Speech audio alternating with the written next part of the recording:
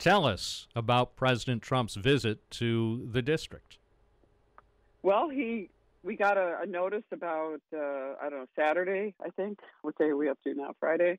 That the president wanted to make a visit. He wanted to come into Utica, and he said, "I'd like to help you raise some money for your campaign." And that's what he's doing. He's coming in. He's doing an official event in Fort Drum, which I'd love to be at, but unfortunately, Fort Drum is in my colleague's district, Elise Stefanik, to sign the National Defense Authorization Act, which is terrific. It's going to be great for our veterans and military. And then he said he's going to stop in to land in Rome and then go from Rome to Utica to help us out with the campaign effort. And tell us about that event. We have heard it described as a private fundraiser. It's a fundraiser. It's going to be, I know it sounds like it's sticker shock to me, but from what I'm finding out, it's actually one of the most reasonable and lowest priced fundraisers that the President of the United States has held. The round table level is $15,000. Picture and reception with the president is $5 per person, and then the general admission is $1,000. The president normally charges anywhere from $250,000 to $300,000, and so he's giving us the price of $15,000, which, by the way, we've already completed. We sold it out very quickly, the roundtable end, believe it or not, because people know that this is a once-in-a-lifetime opportunity to have a roundtable discussion with the president for that kind of price. I will add that my opponent did a huge fundraiser down in New York City with Andrew Cuomo, and billionaires from all around came and paid probably even more for that, and also the millions that have been put into my opponent's super PAC, Nancy Pelosi's super PAC, by Ray Halberter and many other entities are also, they just put it through a super PAC, but the president is trying to help us directly to raise funds because he knows it's important to keep on having tax reform and rolling back regulations and to continue to try to help our communities, whether it's I got a 10% increase in community service block grants, which help community agencies. Yesterday I delivered Meals on Wheels, and we were able to restore that program. Initially it was cut by the executive budget, and we advocated to the president and said we need to restore the funding, and he recognized that our area is needy in a lot of ways. We can't just jump into economic growth. We need to have some time to get people trained, get people jobs, have our businesses come back, and that's one of the reasons he wants to come to the region. We're hoping. Now you mentioned the president charges for appearing at a fundraiser like this, $250,000. He's doing a fundraiser. He's doing a fundraiser for my campaign. So Barack Obama does fundraisers, and all while he was president, and a lot of them do this. So your campaign has to pay $250,000 for the presidential visit to Utica? No, he doesn't charge my campaign, although we have to pay for the transportation and the security for it. Yes, we do have to pay for that. And how much is that likely to run? Do you have a sense? I don't know, but I know it's a lot of money. Probably now you're talking about $50,000 to $100,000. Now, as you mentioned earlier, you said about sticker shock. I think more than a few people throughout the district, the 22nd district, whether they're in Utica or Binghamton, were astonished to hear that indeed some of the tickets for Monday afternoon's event will be $15,000, and yes, a minimum of $1,000 to get in. As you mentioned, we're an impoverished area. There's a lot of poverty here in Binghamton, Johnson City, and Endicott. I can't think of many people, even some of President Trump's biggest supporters, see the President of the United States in an historic event. I might add that, for example, in Nancy Pelosi's super PAC, there's people from this region, Ray Halberter, particularly from the Oneida Nation, the corrupt leader there, who's probably the biggest tax cheat in the nation, has put over $1 million into the super PAC that's funding Anthony Brindisi's campaigns. And big-time donors gave huge amounts of money in New York City to Anthony Brindisi's campaign in New York City. And I don't remember anybody reporting on it here because he's hiding it. I mean, the president is very transparent. He's coming in here and recognizing charge is $50,000. If he went to New York City, it wouldn't be an issue. But my opponent went to New York City to have his fundraiser so he could get the wealthy people down there to donate. So nobody knows about it because the local news media never did it. But we also have the president's coming to here, and he's making a statement. I think it's significant that the visit is here in our region. I mean, you guys have been lucky enough in Broome County. You've had Ronald Reagan and Barack Obama come to your region. The last president to come through here on a whistle-stop tour was Harry Truman in 1948. Well, was that one of the reasons why Binghamton ultimately wasn't chosen? That we've had the honor of having three presidents while serving in office visit here: Ronald Reagan in 1984, Bill Clinton in 2000, and Barack Obama 5 years ago. Was that one of the factors why President Obama is going to Utica and not Binghamton?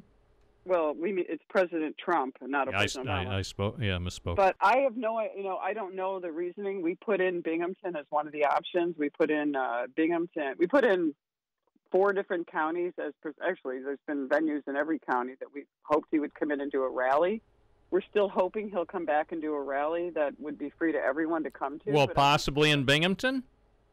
We hope. I mean, we've given him the Binghamton Arena. We also gave him the details that President Obama was there and that it's a good facility where they can have the safety and security. Yeah, we would love to have him do that. Even at the university in Vestal? Where Barack Obama was in August of 2013? Wherever they can determine where they have the space and the security ability to do it, we've put in a number of places. I'd love to have him come back. Will the fundraiser be held? In Utica. Will it be disclosed before the president actually gets there until after he's gone? I don't know. You're going to have to ask the Secret Service. Do you know why the secrecy? I'm surprised by this level of secrecy for a presidential visit, even though it is a fundraiser. I'm not surprised. It's routine. The Secret Service and the people that work for the president, probably most of them also worked for President Obama, and some of them may have also worked for President Bush before that. They are in the law enforcement and security business and protecting the president, not me. So I think you'd have to ask them that. I don't think there's anything unusual about it other than it's probably a little more complicated to do an event in Utica. It'd be like doing it, it's a city, but I do know that they have to. There's security requirements they have for any president that they're required to protect. Well, it seems obvious to me that before long the cat's going to be out of the bag where the location is, because you know how really people talk. Yeah, I mean, it's up to them. I mean, probably people already know. I think people could go to downtown Utica. You'll see there are probably Secret Service people walking around and checking out the place and dealing with, they're working with all the local police. So you know where it is? Yes, I do. When did they inform you where it was going to be held? Just last Saturday? We found out a couple of days ago. Are you disappointed that it has to be kept a secret, at least up to this point? And because so many people are excited to visit, but the secrecy, I've heard from some people they're disappointed by that, even though by afternoon at 4:30 probably everybody will know where it is. I don't think it's relevant. I think it doesn't matter where it is. It's the fact that the President of the United States, who's the leader of the free world, has decided that he wants to help a member of Congress who he believes in, who knows is a fighter and someone who leading people and has fought in a very safe against, huge amounts of money, and he wants to help. He wants to put an exclamation point on saying, here's a person who's a fighter for the people in her community, and I want to come there and I want to make a statement. And I think that's what he's saying. I don't think that reading into whether it's a location. I mean, this is I think that some kind of secrecy about the actual location is about protecting the people involved. I mean, it's about protecting the president. I don't think any other president, whether it was President Bush or anyone else, the Secret Service's behavior would be any different. I just don't think that's really relevant. How many people do you expect will attend the fundraiser? I'm not sure what the capacity of the place is, but I think it's going to be, I know it's already sold out, almost sold out. I mean, there's not much room left. So are we talking about dozens of people or hundreds of people? I think there's hundreds. I don't know the exact amount, but I think you will certainly probably know that by Monday morning, and we will know that by Monday morning when people get vetted through Secret Service. And is it likely then to be fewer than 1,000? Yes. And how much at this stage do you think, and I know this would only be a guesstimate, but based on how things are going with people who have responded to the invitation, how much do you think might be raised for your campaign? I don't know. I'm guessing a couple 100,000. I don't really know where we are yet. I'm not involved in that part of it. Our campaign team is working on that, and I've been too busy going. I'm now 20 minutes late to visit the first fire department I'm visiting now, and that's not your fault. It's our scheduling issue. But I'm just going and meeting with people every day. I'm doing open forums. I got another one coming up this week. I think I'm up to 27 open forums that I've done where people have come in with questions, and I'm also focusing on different sectors, whether it's helping with the opioid issue, dealing with healthcare, helping with security and the police, fire, every different aspect of it, the veterans. We're working on all kinds of populations and trying to make sure we're helping. I served Meals on Wheels in Herkimer County, which was a tremendous experience. I used to do that with my mom when I was young in Utica, and it was great to get back and meet all kinds of people who are benefiting from the Meals on Wheels program, which I was an advocate across the nation to restore it and make sure we have that available for people. And it was wonderful to see people. I even went into one home with a guy who came running to the door, and he was all excited, and he said, "Oh my God, it's Claudia Tenney.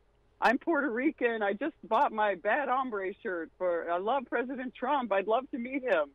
So, it's been a great experience. I mean, just getting out there and, I go door to door too. I've been having great response door to door. So it's been terrific. I mean, I get to finally that we're here and not in Washington, and I get to meet every day with people across the district. It's been terrific. A listener from Enwell just emailed. He said, "Please ask Claudia Tenney if you support campaign finance reform and if he can attend Mr. Trump's fundraiser and make payments." Anyone can sign up for the fundraiser if you go to brett@claudiaforcongress.com. And I would love to see Anthony Brindisi's House Majority PAC disclose all those secret corporations and all the people that are donating behind the scenes and not willing to make an upfront donation. Are you supporting any campaign reform? Campaign finance reform? I'd like to see more disclosure on the campaign finance side. I think that people should have a right to know who's donating. And right now, when you hide behind super PACs, you don't necessarily always know who the donor is.